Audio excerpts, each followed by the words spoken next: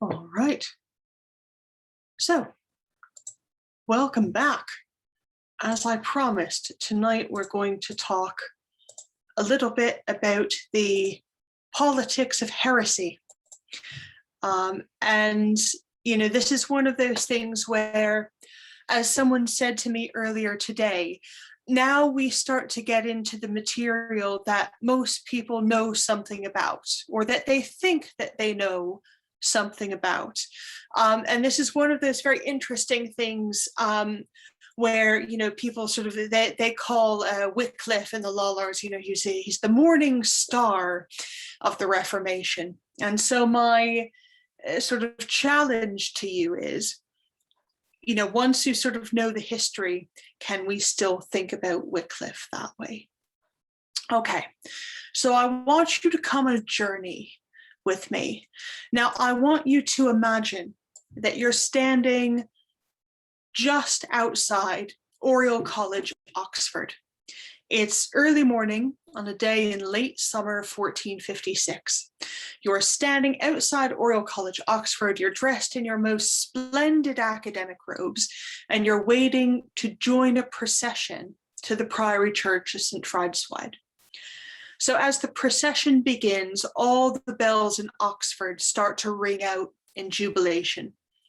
The procession wends its way to the church, where a Te Deum is sung, and the former Chancellor of Oxford, a man by the name of Thomas Gascoigne, preaches a sermon of thanksgiving for a great miracle that has just occurred. So what is this great miracle? Well, it's simply that a motley Christian army of a few thousand trained soldiers under John Hunyadi, who's the Captain General of Hungary, reinforced by a large but untrained and ill-equipped peasant army under a Franciscan friar called Giovanni da Capistrano, had managed to defeat the flower of the Ottoman army and their conquering Sultan, Mehmet II, who had taken Constantinople 3 years earlier, outside of Belgrade on St. Mary Magdalene's Day, 22nd of July, 1456. This was a great miracle, I said. Okay, not to put too fine a point on it, but why did the random academics of Oxford care what had just taken place in Hungary? So the brief answer is because they'd been instrumental in starting and continuing the war that had destabilized Central Europe to the point where it had been left open to the Ottoman invasions, and from which Central Europe had only just escaped by the skin of its teeth. So that's the short answer. And the longer answer, however, is going to take me a little while to explain. So this session is, I said, in some sense, a two-parter. So today, we've started at 1456, and we're going to work backwards to the beginning of what has often been called Lollardy. The week after next, because we're not meeting next week, because next week is Ash Wednesday, the week after next, we are going to work forward from 1456 to Henry VIII's Act of Supremacy, which I would argue is a sort of suitably Lenten topic. Okay, so starting in 1456, let's rewind. Let's go back about 100 years before that to when John Wycliffe arrived at Oxford in the 1340s or 50s. So as I said, some people have called Wycliffe the morning star of the Reformation, essentially its forerunner in England. Now, the idea is that, Wycliffe stood up for the rights of the common man to read the Bible in the vernacular. He wanted individual people to be able to read and understand and interpret Scripture and doctrine for themselves, that he spoke out against abuses in the church that he saw, and therefore he is in some sense the forerunner of the Reformation and of the modern Church of England as we know it today. Now, there are a number of problems with that view, with that understanding of Wycliffe, of the movements, plural, that he inspired. And we simply don't have time in 40 minutes to go through all of the problems. So I'm going to give a bit of a whistle-stop tour, beginning in Oxford and ending outside the city of Belgrade on St. Mary Magdalene's Day, 1456. Okay, so a few problems with the idea that Wycliffe was the champion of the rights of the individual to read the Bible in the vernacular and to interpret it for themselves. So we're in 1382. Wycliffe is already in trouble with the authorities. He didn't get in trouble with the authorities because of the Bible translation, and we'll talk about why he got in trouble with the authorities in a moment. But first, Wycliffe's translation, and it was not solely his work, he was a sort of project manager, the first full translation of all of the, what we now know as the 66 canonical books of the Bible into English. He probably translated the New Testament himself, but he did not translate the Old Testament. He oversaw the translation, however. So the Wycliffe Bible, let's just call it that, came out in 1382 in two very large folio volumes. Now, the problem with the argument that this was intended for the common man to be able to read the Bible in the vernacular, well, the problem is that the sheer expense of a 2-volume set of the Bible meant that it was simply out of the question for most ordinary people to buy, and even out of the question for most parish clergy to buy Wycliffe's Bible. It was only ever intended for a very small and elite audience.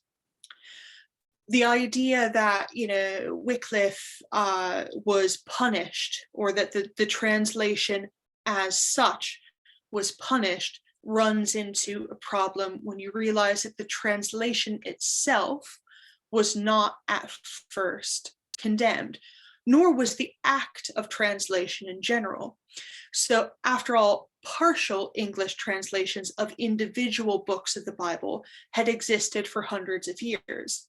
Wycliffe oversaw the first full translation of all 66 books, but translations of individual Gospels, of parts of the Psalms, for example, had existed in English in the vernacular for hundreds of years before Wycliffe. So the problem that people had with him later on was not with the act of translation or with the idea of the vernacular itself.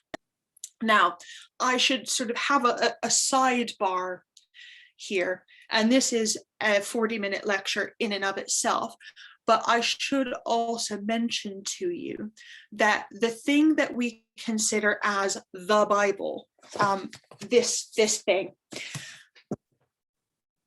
it didn't actually take the form that it has now until relatively recently in historical terms. In the Middle Ages, and indeed for much of Christian history, it was unlikely that even every parish priest would have had access to all 66 books of the Old and New Testaments in any language, in Greek, in Latin, in Hebrew, in English, in anything. Most parishes would have a small collection of books of the Bible. A lot of the ones that survive are psalters, or are individual books of the New Testament, or are the sort of major prophets like Isaiah, for example. You have a lot of those kicking around, but the idea that you're going to have a very large codex that's got absolutely everything that was approved by the Council of Rome in the 4th century as canonical, it is vanishingly rare. So when Wycliffe translates the whole thing, as it were, he is translating for an audience that are rich and elite enough to have an entire Bible. Okay, so when I say that Wycliffe, that his translation as such is not what got him into trouble, what did get him into trouble? And what kind of trouble was it that he got into? So we have to go back a few years before the translation even came out. So we have to work backwards in time to 1377. Now, you have to imagine old St. Paul's, not the sort of new thing with the dome that echoes so badly, but old St. Paul's, the medieval one. It's the 3rd of February, 1377. And Wycliffe is brought before a council, essentially before much of the province of Canterbury, that is assembled at St. Paul's.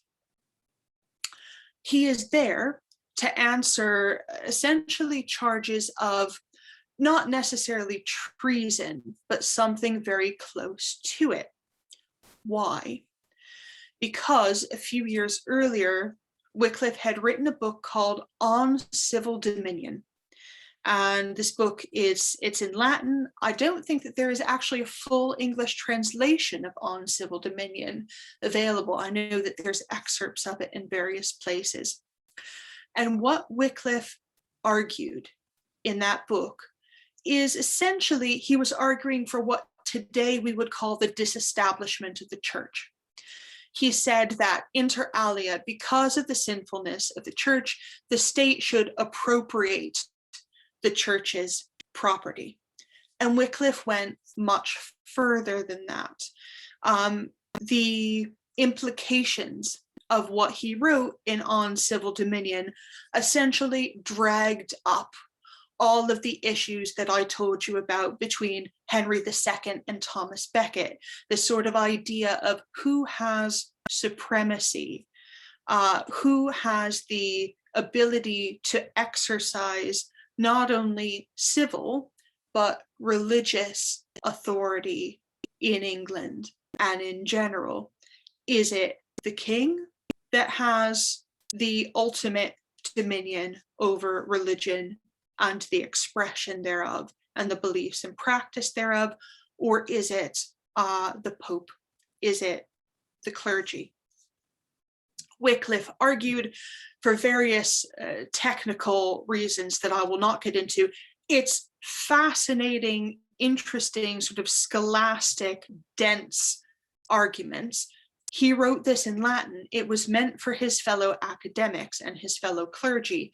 It was not meant for the individual member of the English public.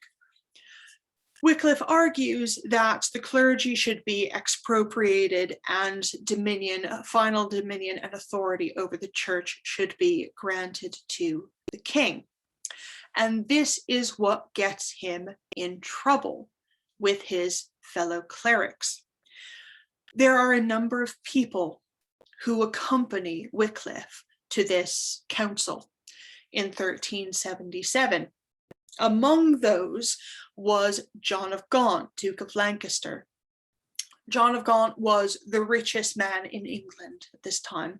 He was the third son of the then King Edward III, uncle to Richard II, who very shortly thereafter, within the same year, would become King of England. And he was the father of Henry IV, about whom we'll talk about in just a moment. Now, John didn't much care for the religious establishment in England. He didn't much care for the papacy, but he definitely did not care for the bishops. Things got a little bit heated at the council that Wycliffe was summoned to.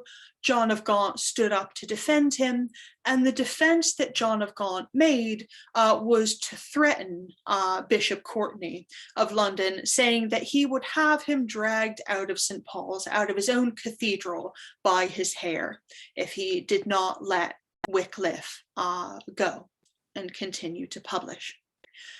This made, of course, Wycliffe even more popular with his fellow clerics, as you can imagine.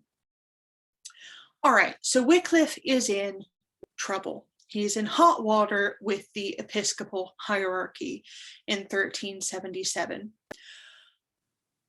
There is a period of civil political unrest that is going on in parallel with this. Nothing to do with Wycliffe as yet.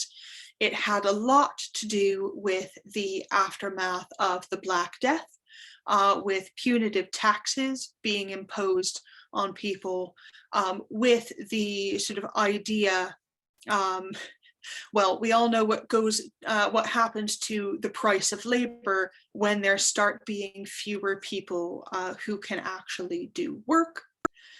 People wanted higher wages, they wanted lower taxes, they wanted to be freed from a lot of the restraints and constrictions that had been placed on society in the years after the Black Death. It's a very short, sort of condensed version. Now this, in parallel with this sort of, growing idea, or the sort of idea that it was a sort of judgment of God, as it were, that what had recently happened, not only the Black Death, but also the civil unrest and the unbalancing in society, was a judgment of God. This started a sort of religious, political, civil ferment into which Wycliffe was speaking, but of which he was not the originator. Okay, so let's skip forward a little bit, and we're going to be skipping backwards and forwards because there's so many threads in all of this that you sort of have to pull them at random, pick them up and examine them, put them back down again. Okay, 1381. Peasants' revolt. Now, the traditional idea is that the peasants were inspired by the sermons of a radical cleric, John Ball, and we'll come back to John Ball in a minute. So, led by Wat Tyler, everyone knows this, a contingent of Kentist rebels marched toward London. They were met at Blackheath by the representatives of the royal government, Richard III, who tried to persuade them to return home, but couldn't. Now, King Richard is 14 at this point. Richard is sent to the Tower of London for his safety, but most of his army was either abroad fighting in France or was in northern England guarding against an invasion of the Scots. So on the 13th of June, 1381, the rebels entered London, joined by a lot of Londoners. They decide they are going to attack the jails, they're going to destroy the Savoy Palace, they're going to march to the Temple, they set fire to books and buildings there, and they kill anyone whom they find who was associated with the royal government.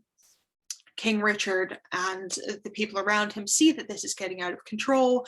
Richard goes to meet the rebels at Mile End. And Richard's idea is, look, I can agree to everything. We're going to put down the revolt, and then I'm not going to need to follow through on what I've agreed with. And so that is the tack that he takes. He agrees to all of the rebels' demands, including, the abolition of what we would now call serfdom. They make a lot of demands. Richard says, yes, absolutely. Meanwhile, back at the Tower of London, Simon Sudbury, the Lord Chancellor, and Robert Hales, who's the Lord High Treasurer, are murdered at the Tower of London by the rebels. Now, 15th of June, so 2 days later, Richard leaves the city to meet Wat Tyler and the rebels at Smithfield. This turns into a violent scuffle, and Tyler gets killed. Richard tries to hold, and he does hold, the rebels off long enough to allow the Mayor of London to gather the City of London militia, which disperses. the rebels. Now, this is not only happening in London. Obviously, Cambridge, the University of Cambridge, is attacked at this point. A lot of royal officials are killed. And the Troubles, they extend north into Yorkshire. So Beverley and Scarborough, there are risings, and even sort of as far as Somerset. So by November, say, most of the rebel leaders are tracked down and executed. So now we say, okay, and these people were, they were inflamed by John Ball, who obviously had Lollard sympathies, because we're munging all of these people together, right? Okay, but there's a problem with associating Ball and Lollardy and Wycliffe. And the problem is that Ball had been preaching the same sorts of sermons that he used to gee up the rebels in the Peasants' Revolt. He had been preaching those types of sermons for over 10 years before Wycliffe came to prominence. So if you want to associate the Peasants' Revolt and Ball with Lollardy, you're going to have a bit of a difficult time if you actually look at the histories of the people involved. Okay, so if not Lollardy, then what else is going on? Well, as I say, there's a sort of social and political ferment, and many people, not only just this sort of, the faction of, the peasants, the working men, the citizens and burghers of London, as it were, but also powerful royal factions. And John of Gaunt, for example, is the protector of King Richard II. John of Gaunt, friend of Wycliffe, is using the sort of religious and social ferment to drive forward changes that he wants to see in the government, since he is the protector of a weak and underaged king. So it's impossible at this point to dissociate politics, religion, social unrest, because they're all together in the mix. I'll skip over the rest of the reign, the very sad reign of Richard II, and come to when the Lollards, let's keep calling them that for sake of argument, start being what we would call persecuted. Now, there's some problems with that as well. People will point to the statute that was passed under the new king, Henry IV, in 1401. That's called de heretico comburendo. Now, de heretico comburendo, what it means is on the burning of heretics, and it does basically what it says on the tin. Now, people point out that this is associated with Wycliffe and the Lollards, because in the preamble of the statute, it does indeed say, it talks about a new sect, whom it doesn't name because the Lollards don't have that name at this point. It says something about a sect who thought damnably of the sacraments and usurps the office of preaching. And the statute gave bishops, gave the clerical arm, power to arrest, imprison, and examine people who were accused of this heresy, and to hand over to secular authorities those who refused to forswear their heretical beliefs. Now, it's important to remember, it is the secular arm that is burning the heretics. It's not the church. The church is not burning anyone. The state is burning people. You would say that's a distinction without a difference, but it's actually quite an important difference. So This is not to say that the church is completely innocent in this matter. It is very likely that Archbishop Arundel, Archbishop of Canterbury in 1401, is pushing this statute through in conjunction with Henry IV. Now, Richard II had absolutely refused to allow heretics to be burnt. He wouldn't have it. Henry IV had a completely different view about what should be done with a heretic. Now, he had been a crusader. He went to the Baltics on a wonderful sort of package crusade holiday with the Teutonic Knights, and he had sort of visions of going on crusade to Jerusalem. So he was, willing to use the sword against heretics slightly more than the pleasant Richard, let's say that. So the first heretic to be burned was actually a cleric, a man by the name of William Sawtry, who was a curate of the Church of St. Margaret's in Lynn, what's now King's Lynn and what was then Bishop's Lynn. So he had previously denounced his own heretical beliefs, but he relapsed, and he now refused to say that he believed in transubstantiation or to recognize the authority of the church. So William Sawtry was burnt. There weren't actually that many more who were burnt at around this time. Now, there were a few, but these were not hundreds of people who were going to the stake. It was relatively few, just a handful. And we'll come back to the other folks who were burnt in just a moment.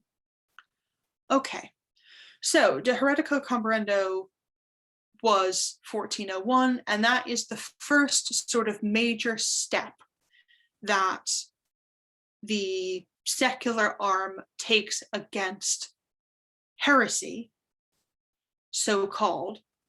Remember, of course, that the heretics and the people who were rebelling against the government were essentially one and the same. So a very interesting question, and one about which a lot of academic ink has been spilled, is this sort of question of, is heresy merely a cover for treason? Is burning people for heresy merely a sort of cover for prosecuting them for treason? Okay, 1401, De Heretico Comparendo. The next step that the secular arm took was to, the next step that was taken actually by the religious arm was Thomas Arundel, the same Archbishop of Canterbury, presided at a synod at Oxford. And he, in conjunction with the synod, passed a number of constitutions to regulate preaching, the translation and the use of scriptures, and theological education in Oxford and Cambridge. Okay, so this is where, it's only in 1407 that you get the first laws that go on the statutes against vernacular translation itself. Now, why? Why 1407? Why is this so interesting to these people at this time? Now, if you read Arundel's constitutions, what you notice is that, yes, it outlaws, so to speak, vernacular translation of scriptures, but it gives a very specific reason for this. And the idea is that scripture is not self-interpreting.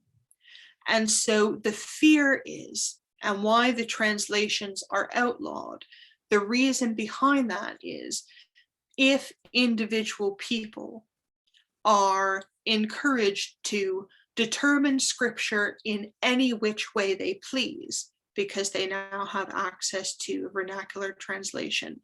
This could cause them not only, number one, to fall into heresy, but of course, number two, if you believe, as of course Arundel and others believed at this time, people still believe, that heresy, that sort of abjuring the faith, has everlasting, has perpetual consequences, not only in life, but after death.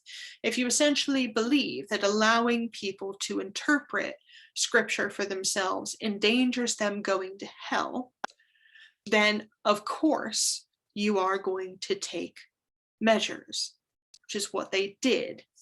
Now, this is not only, Arundel's constitutions are not only a punitive measure. Alongside this, you have Oxford clerics like Thomas Gascoigne, who we mentioned at the beginning, the chancellor who gave that sermon of thanksgiving. You have people who say, okay, if we're not going to enable individuals to interpret the scriptures, then we need to do a lot better job at interpreting the scriptures for them. And so you have Gascoigne starting to compile a preaching dictionary, Loci et Liber Veritatem, with the idea that, okay, if we have a preaching dictionary and we enable parish priests, if we enable other people who are preaching to interpret the scriptures in a sensible and orthodox way, then people will get what they need to get, which is knowledge and love of the scriptures, but we will do it in such a way that we can ensure essentially that they don't go to hell by misinterpreting them. Meanwhile, back at the ranch, in 1410, Oxford censors start going through all of Wycliffe's writings, and these are very voluminous by this time. They pass a resolution condemning 267 propositions collected out of Wycliffe's voluminous writing. And essentially, that is for the clergy where it ends. We've condemned Wycliffe as a heretic, and there we go. We don't necessarily care about him anymore. Meanwhile, what had happened to his followers? Were there actually any? Now, most people, if you ask them, will point to the revolt of John Oldcastle. So Oldcastle was a knight. He was a, best sort of chums with Henry V. He had been one of those sort of riotous people around Henry V when he was a young prince. See Henry IV parts 1 and 2 for Shakespeare's sort of dramatization of all of this. Yes, Oldcastle had heretical beliefs that were influenced not by Wycliffe himself, but came sort of second or third hand from a cleric called William Swinderby, who had preached in Oldcastle's parish when Oldcastle was but a young man. Now, these heretical beliefs, this sort of denial of transubstantiation, for example, they did influence Oldcastle. But the problem is that Oldcastle also had some unorthodox political beliefs. Yes, he was a great friend of Prince Harry, but when Prince Harry became King Henry, he got rather annoyed with his old friend Oldcastle essentially taking the mick. and trading on their relationship to enrich himself and to otherwise be a bit of a thorn in the side of the new king. Henry V had, up until, say, 1413 or so, protected his old chum, John.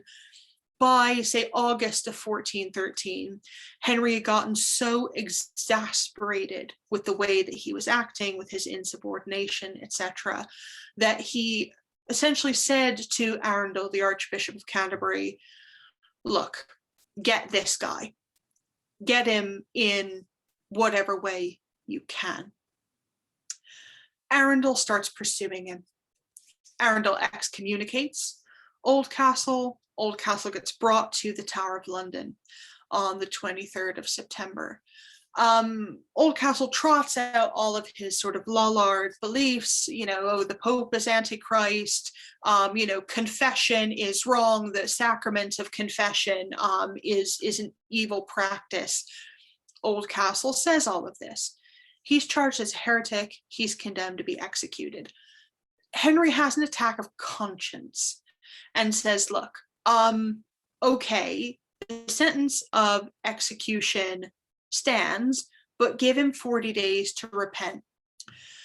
Oldcastle takes the 40 days and decides that he's done. He is going to start an actual political rebellion against his old chum, the king. So Oldcastle summons, there's a sort of group of 200 or 300 rebels.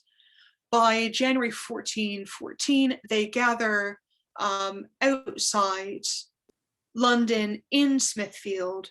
Henry gathers his troops at the Priory of St. John, Clerkenwell, which is, a sort of 5-minute walk away. Henry's sending patrols around. He's trying to capture these rebels before it becomes a pitched battle. Oldcastle and his merry band retreat to Haringey, so in far north London. They get captured by Henry V's sort of numerically superior forces, and they are rounded up, tried for treason and heresy. Many are hanged as traitors, and a few are burnt at the stake as heretics. Meanwhile, back at the ranch, Oldcastle was not in the rebels that are rounded up outside of London. He manages to escape to Wales, where he's where he was originally hiding out. He hooks up with a Welsh rebel, Owen Glendower, but he's captured, escorted back to London, and he is burnt at the stake as a heretic not till 1417, so after Henry V is already dead. Okay, so you have a problem here. Yes, we know that Oldcastle had certain heretical beliefs that were influenced by a preacher who was influenced by Wycliffe. Fair enough. But was he more of a traitor, or was he more of a heretic? I think you could make a good case either way. And I point this out to you to say two things. So first, when we talk about Lollards, when we talk about civil unrest, we are also talking about people who have political as well as religious gripes with the establishment as it was. We're not talking about people who have a sort of well-developed Protestant ecclesiology or sacramentology or anything else. we're talking essentially about a ragtag, loose grouping of people who have similar unorthodox beliefs, but there is, very importantly, no Wycliffite church as such in England.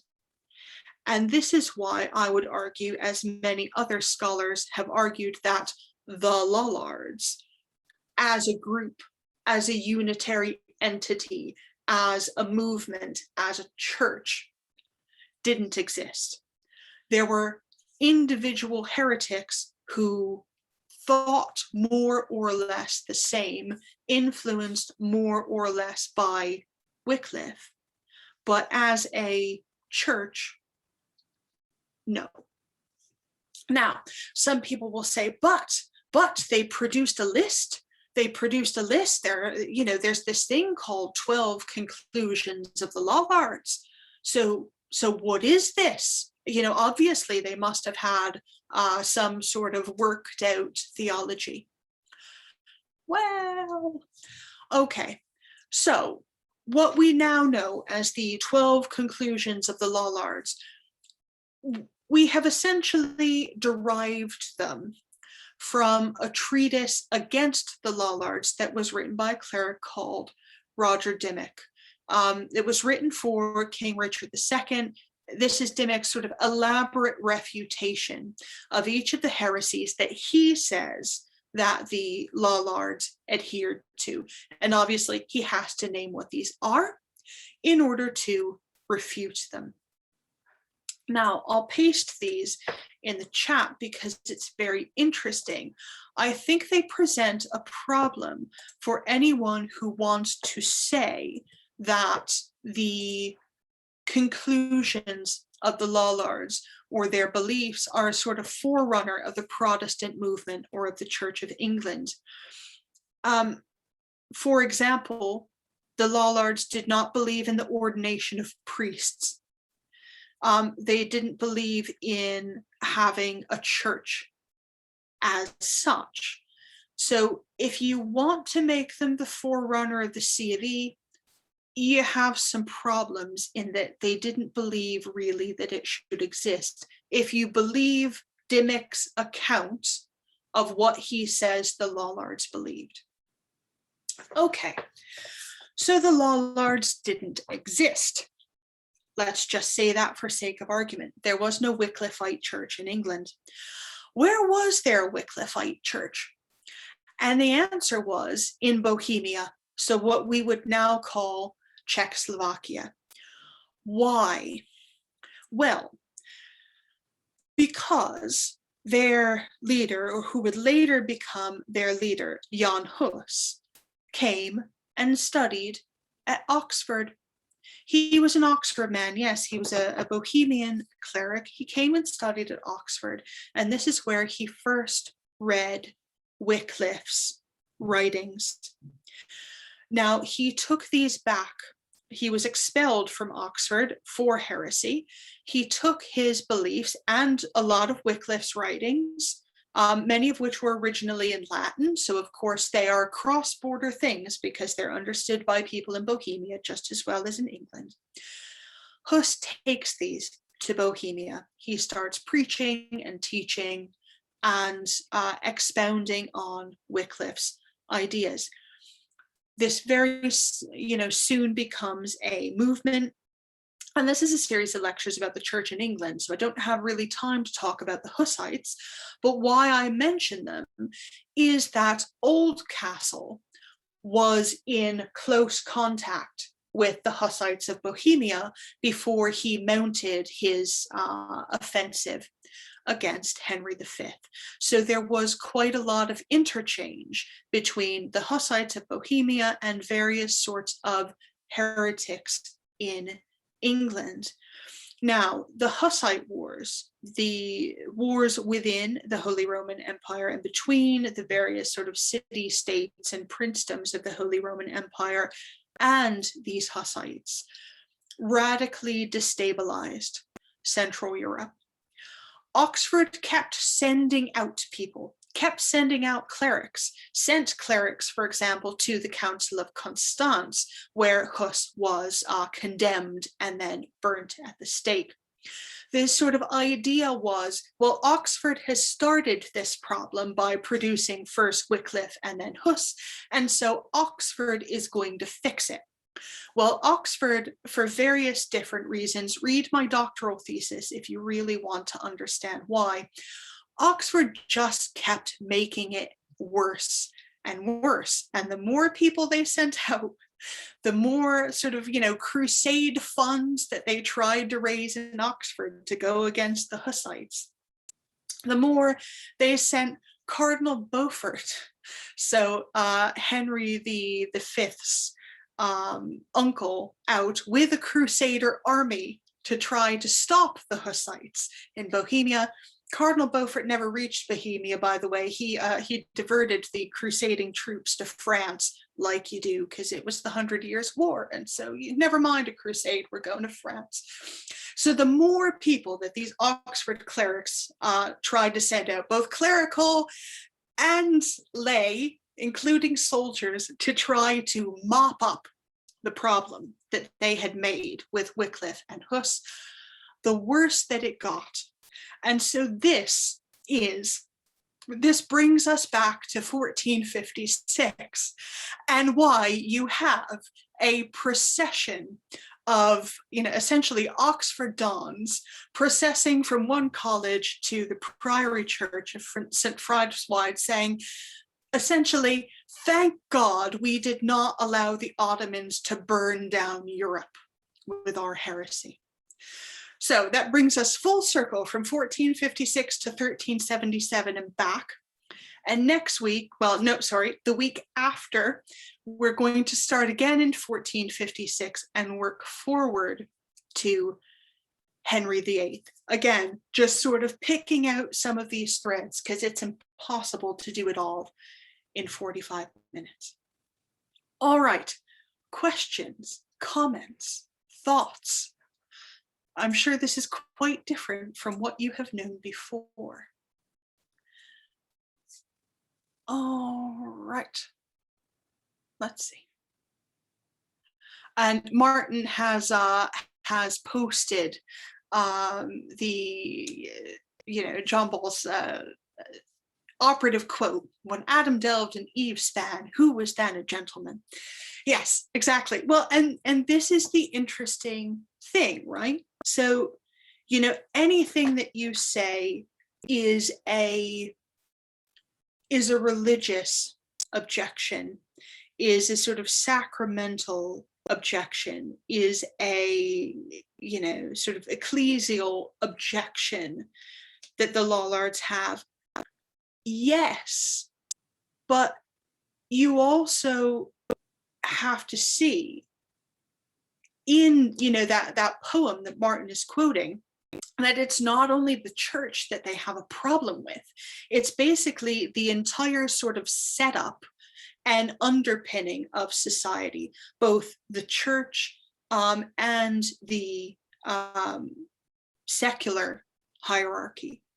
The Lollards, if you read Dimmock's idea of what they believed, they disagreed with clerics having high offices of state, like, ambassadors, for example. The king would, dispatch the Bishop of London or whatever to go and sort of treat with people in France for a peace treaty. And this was a sort of very common thing to do. And so reading the positions that Dimmock is saying that the Lollards take, you have a very difficult problem, as I say, sort of translating these into what then later become the sort of the seeds of the Reformation. They just don't really fit together as puzzle pieces. And I hope, somehow that I have conveyed this to you. Right, I think everybody is just about blinded with science. Does somebody have another question for me? We should, talk at least sort of 2 or 3 before we all, go off to dinner or whatever we're doing. Okay. Oh, Roger. Now, this is a very interesting question. Was English Christianity really in ferment, or was it just a matter of those in the know creating the noise? Now, that is a very interesting, and I think that is the operative question. It's a fabulous question. Okay. So there's other stuff going on at this point besides Lollardy. I mean, you have as early as, the sort of mid 1300s. You have clerics writing texts. So you have sort of 8 o'clock at night, I can't remember his name, but you have people who are writing texts essentially saying, look, the secular arm should have all of the power over the church. Marsilius of Padua, that's his name. Defensor Pacis, there we go. So you have Marsilius of Padua. He writes a treatise called Defensor Pacis, so Defender of the Peace. And he's essentially saying 100 years before Wycliffe, or nearly 100 years before Wycliffe, the same thing that Wycliffe is saying. Marsilius of Padua is obviously from Italy, saying that, the king should have ultimate authority over the church. Marsilius's text, we know that it was transmitted to England. We know that it was circulating amongst the people in the know. So for, say 75 years before Wycliffe, these ideas were already out there for people who could read Latin, who were in the church, who were sort of thinking about these things. Dante wrote something sort of, fairly similar. So these are international ideas. They don't start in England. They don't start with Wycliffe. And so when you take a look at the inflammatory writings that Wycliffe actually got in trouble for, most of them are written in Latin. Most of them are written for other clerics. Most of them are written in response to disputes that are going on in Oxford with other clerics. They're not meant for the general public.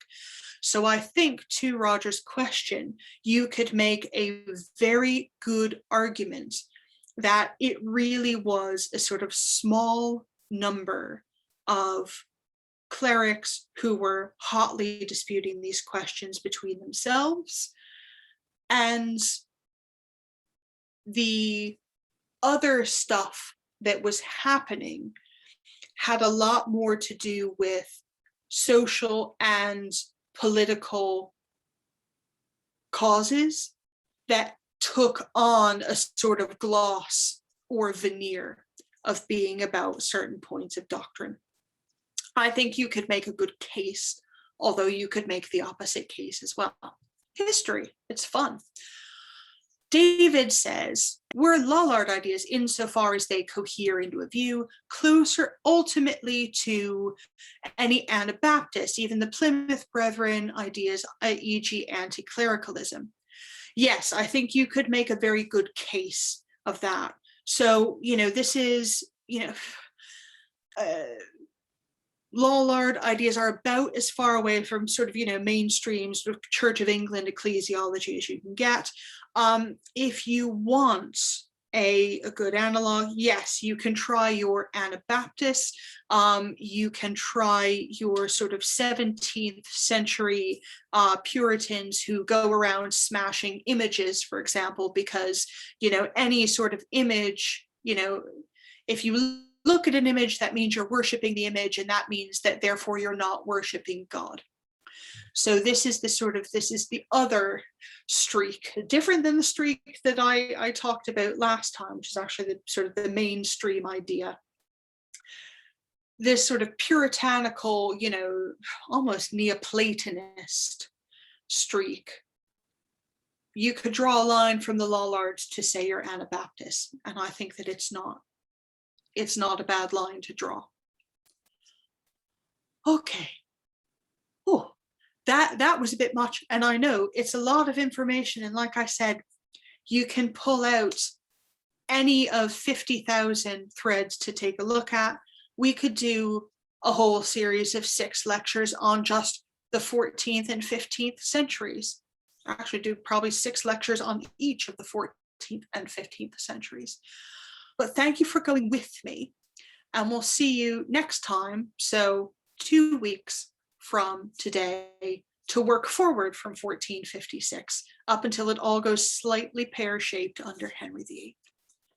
Thanks, folks. Bye-bye.